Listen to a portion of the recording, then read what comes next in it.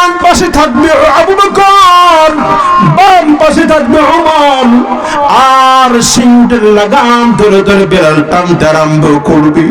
আল্লাহ নবী তার সঙ্গে নিয়ে আল্লাহ নবীর সাথে একই সঙ্গে যারা জান্নাতে প্রবেশ করতে আরম্ভ করবে। জোরে বলুন সুবহানাল্লাহ, আর জোরে বলুন আলহামদুলিল্লাহ।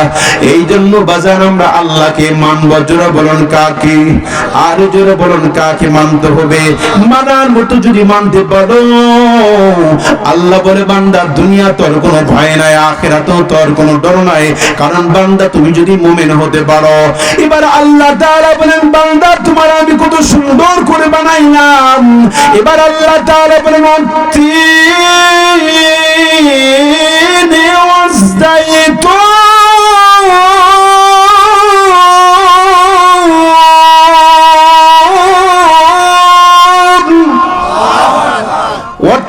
মানে তিন ফল। কি ফল? সবাই বলে না তিন ফল, জান্নাতের ফল। আল্লাহ পাক বলেন আমি আল্লাহ তিন ফুলের কসম, ওয়াজাইতুন জাইতুন তেলের কসম, ওয়া তুরি সিনিন তুর পর্বতের কসম, ওয়া হাযাল বালাদিল আমিন পবিত্র মক্কা শহরের কসম।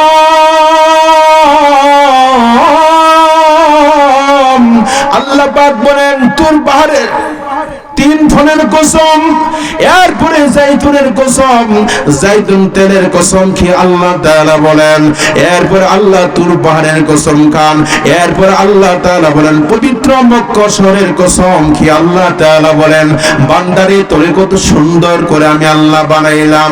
আমার আল্লাহ তাআলা বর্ণনা করেন, এরপর বলেন লাকাদ খালাকনাল ইনসানা ফি আহসানি তাকওয়িম।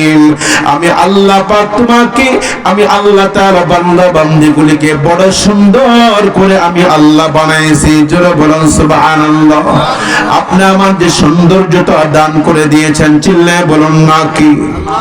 আর জোরে বলতে হবে কে দান করেছেন? আল্লাহ। এক একজনের চেহারা এক একজনের সাথে কোনো মিল নাই, কোনো রং নাই, ঢং নাই। এত বড় সৃষ্টি করনেওয়ালার মালিক, চিল্লায়ে বলুন কে? তুমি রহমান।